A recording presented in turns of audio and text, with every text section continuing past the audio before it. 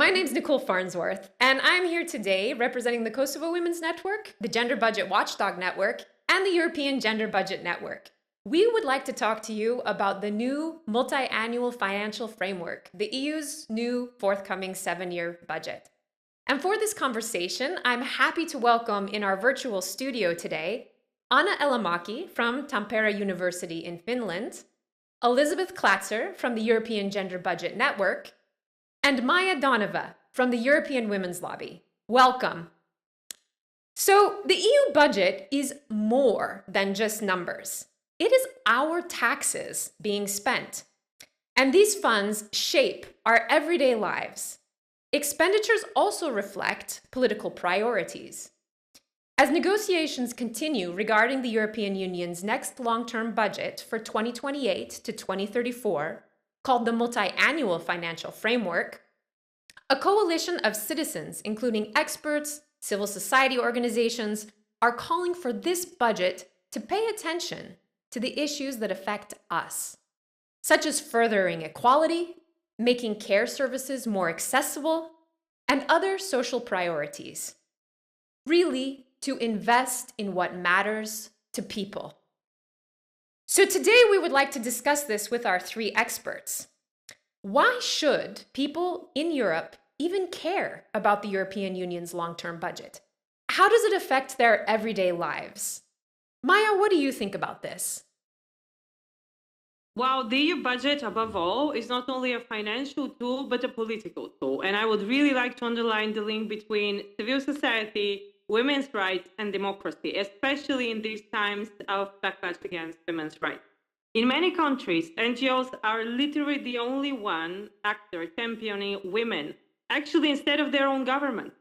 So the MFF is really a critical tool. There is no neutrality in it, and it needs to be openly stand for civil society involvement, and it really needs to stand for rights. Thanks, Maya. Anna, what do you think? The EU budget may appear a lot smaller than national budgets, and it is smaller, but it's still a lot of money that we should be caring about. The proposal for the next 7 years is 1.8 trillion euros, and this is around 4,000 euros per each of the 450 million Europeans. So when this money is used with the well-being of people and the planet in mind, a lot could be achieved with it. So the EU, of course, talks a lot about gender equality and climate on paper, but in the end, it's the way the EU is going to spend this 1.8 trillion euros that's going to show what it really values, and we can still influence this. Thanks. And Elizabeth, what do you think? Well, the EU budget brings actually money for additional investments and projects. The question is only for which ones. In the past, it has opened very important pathways for activities to promote gender equality and well-being of people. For example, it was a source of funding for innovative and important work on women's rights organizations across Europe.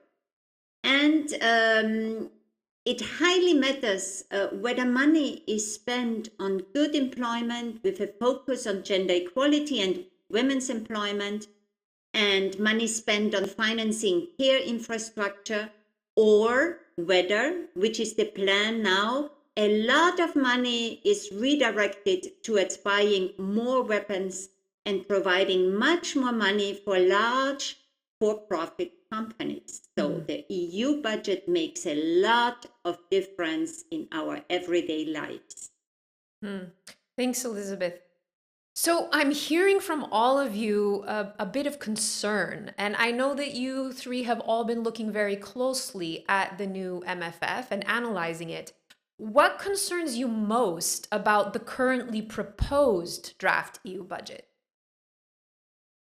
Well, look, this concern doesn't come from the ivory tower where we work in Brussels in policymaking. It comes from the concerns of our members. And I really just want to say that I absolutely second what Elizabeth said regarding the proposed EU budget. It's really visible that there is a shift, really significant shift of funding towards security, defense, and competitiveness. Did you hear me say peace?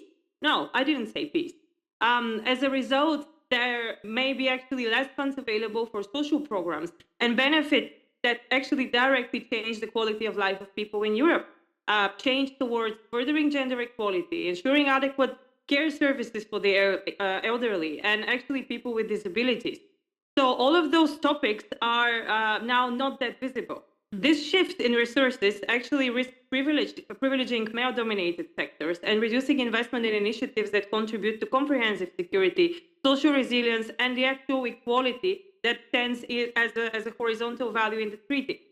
It undermines the EU obligation to further gender equality under the treaties and the sustainable development goals that we have fought so furiously to defend in previous multi-annual financial framework. And obviously that shift very visibly moved away from the engagement of the women, peace and security agenda. So yeah, there is a concern, and the concern comes from many different angles, Nicole. Thank you, Maya. This does sound very concerning. Elizabeth, yeah. Yes, actually, the proposed EU budget, or better saying, the legal framework underlying the EU budget, this proposal does not include clear gender equality objectives. And this is a huge concern because in most regulations, there is no gender equality mentioned. But on the other hand, we know there is still a lot of inequalities existing among men and women in Europe in almost all areas of life, from political participation to labor force participation, to equal pay, to persisting violence against women. And only with clear objectives in the legal documents to address these inequalities, a budget can be allocated to achieve these objectives. So this is the logic of the EU budget. There is a legal basis, and if this legal basis doesn't include gender equality as a priority, we don't get the money. And that's why we need to fight for it right now, to ensure that women and men have more equality, that gender equality is going to advance throughout Europe. So the EU has traditionally advanced gender equality in its budget through allocating money for gender equality projects, but also through gender mainstreaming. And when we look at gender mainstreaming, meaning the integration of gender perspectives in all EU spending, no matter whether it's agriculture or defense, we see a step back as well. So these proposals, they include some horizontal gender requirements that apply to most funding programs. But the problem is that these requirements are really narrow. They focus on tracking EU spending on gender equality and on monitoring that kind of happens after the money has been spent. And this is not proper gender mainstreaming. Gender mainstreaming should not only be about numbers and about reporting. What we see missing here is a comprehensive approach that would stretch across the whole policy cycle. So we should have the gender perspective there present already when the EU-funded activities are designed, when they are decided on, and when they are implemented, and the gender perspective should change these activities, affect the way these activities are implemented, affect their outcomes. So yes, the proposal is a step back in this regard, because at the moment, many funding programs actually have quite sound gender mainstreaming provisions that have now been removed. What can citizens do now that the EU is continuing these negotiations? Tell us more about the efforts that are ongoing by activists, by civil society to influence the EU and how it could better design a new 7-year budget for people. Well, I'm an activist, so what I can tell you is that we try to talk to policymakers, we try to mobilize people on the ground, and above all, we have this great global petition that people can sign. You don't have to be an activist, you don't have to be a researcher to sign it. The petition clearly demands that the EU needs to invest in what matters to people. Yes, actually, everybody and all you listening can do something within your realm of activities. We are actually calling on all of you, on all people living in Europe, to step forward and use your voices. Let's use our voices together now to shape the next EU budget. we can use this opportunity, by the way, the opportunity which we only have once in 7 years. So, what should the EU change in its forthcoming budget? Actually, we need to see that the EU needs to prioritize and earmark funding for gender equality, for women's rights, for care, for social priorities and human security, for all that matters to people. Key programs for advancing gender equality must be allocated, dedicated and sufficient resources in the new EU budget. This is key. Currently, this is not the case, so we need to advocate, to fight for it. We are also asking that the EU includes clear and meaningful gender equality objectives in every single funding program regulation. Without these kinds of objectives, it's unlikely that the programs will fund activities that support gender equality. And we do not have to invent these objectives out of thin air. The EU already has gender equality objectives, and these objectives are supported by all member states and the EU institutions. So these objectives that already exist should inform the MFF, and they should be added to the proposed regulation. So if you agree with this, please go and sign our petition. We need to be ambitious. An ambitious expenditure target for gender equality has to be established. And this has to happen in line with the spending target, not as a patchwork approach. So this is a core principle and a core value of what the MFF needs to be. In external action, we, together with several coalitions, are calling for a commitment that at least 85% of funding contributes to gender equality, at least 20% has gender equality as a principal objective, and at least 5% is earmarked for women's rights organizations. And this is really crucial, not only for women, not only for women's rights and for feminists, but actually for democracy. When it comes to peace and security, we really have to be cautious on what are we funding at the moment. What we need is a Europe that actually supports peace. In particular, the current climate of conflict and the particular difficulties faced by women, which many times remain invisible when we speak about peace, security, and conflict. Actually, we need a budget that integrates gender equality perspectives throughout the multi-annual financial framework. Such a good gender mainstreaming approach, which is not in the proposals, it must cover all stages of the budgeting. It is not only about justification afterwards, counting afterwards, as in the current proposal. It's about making sure that gender equality and women's rights are guiding the planning and followed through the whole process. A dedicated provision should be added to the performance framework regulation. That's actually a key regulation of the whole, governing the whole approach to budgeting. And specific gender mainstreaming articles should be included in each of the funds of the program regulations, building actually on the best practices that are available in the current EU budget. The EU should also do a lot more to monitor the gender equality results of its budget. So we kind of really would need to be able to know what is actually achieved on the ground in terms of gender equality with the EU money.